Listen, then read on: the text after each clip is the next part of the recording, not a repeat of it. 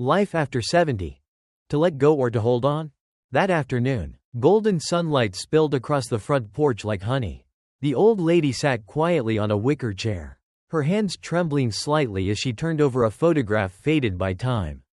In the picture, she and her husband were young again, standing beside blooming yellow chrysanthemums, eyes filled with hope. He had passed away over 20 years ago. Since that day, the house remained unchanged. The furniture sat in the same places. The picture frames still hung on the same walls. And even the loneliness had settled into its usual corner, silent, unmoving, always present. Each day, she would open a small wooden box and carefully take out the handwritten letters from when they were young. She'd read a few lines and smiled to herself. Sometimes neighbors would stop by and suggest she get rid of the old clutter to make the house feel lighter. But she would only smile and say nothing. She knew, not everything old is meant to be thrown away. People often believe that old age brings peace and rest. But in truth, not everyone finds calm after turning 70. Some still carry the weight of long-past regrets. Others cling to responsibilities they no longer need to bear, fearing that letting go would mean they're no longer needed. And many, even while surrounded by children and grandchildren, feel lonelier than ever before. Life after 70 is a strange crossroad.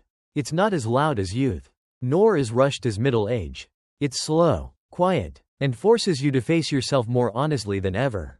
Some choose to embrace it with peace, accepting what was and what is. Others keep grasping at the past, mourning the things they've lost. And some search for themselves again, in books, in cups of tea, in the golden slowness of an afternoon sun. But many still don't know how to live lightly. After 70, the question is no longer about how long we have left, but how to live each day without carrying the heaviness of all we've been through. And to live lightly, perhaps we must learn to let go. Let go of responsibilities that no longer belong to us. When our children have grown, we don't need to carry their burdens as we used to. It's time to trust that they'll be okay, even without us watching over every step. Letting go doesn't mean giving up, it means allowing ourselves to rest. Let go of old grudges. Maybe life has hurt us. Maybe people have betrayed us. Maybe we've been wronged, but holding on to that pain only weighs us down further. Forgiveness isn't about them, it's about freeing ourselves. Let go of regret. If only I'd been braver. If only I hadn't missed that chance. Those whispers in our heads, if repeated often enough, will keep us trapped in a past we cannot change. The past is done. Let go, so we can fully live the present. Let go of toxic relationships. Not everyone deserves to walk with us until the end, even if they're family. If someone constantly brings us sorrow, maybe it's time to close that door gently. But letting go of everything isn't the answer either. Some things are worth holding on to, they anchor us, give meaning to our days. Hold on to gratitude. Gratitude for waking up to sunlight, for the aroma of warm tea, for a stranger's friendly smile. Gratitude for simply being alive, even as our hair turns gray and our skin creases with time. Gratitude turns ordinary days into treasures. Hold on to beautiful memories, not to relive them, but to smile when they come to mind.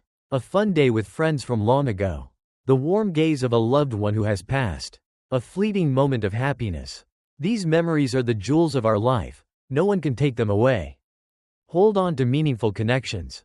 Old friends, remaining family, grandchildren growing up. If someone still makes your heart feel warm, keep them close. A call, a visit, a gentle hug. These are the quiet remedies for loneliness. Hold on to compassion. Be gentle with others, and with yourself. Everyone has made mistakes. Everyone has stumbled. Don't spend your last years judging your younger self too harshly. Live as someone who has learned the art of peace, even after the storms. Life after 70 is not the winter of our lives, it's autumn. A season of slowing down, of reflecting, of soft light and crisp air.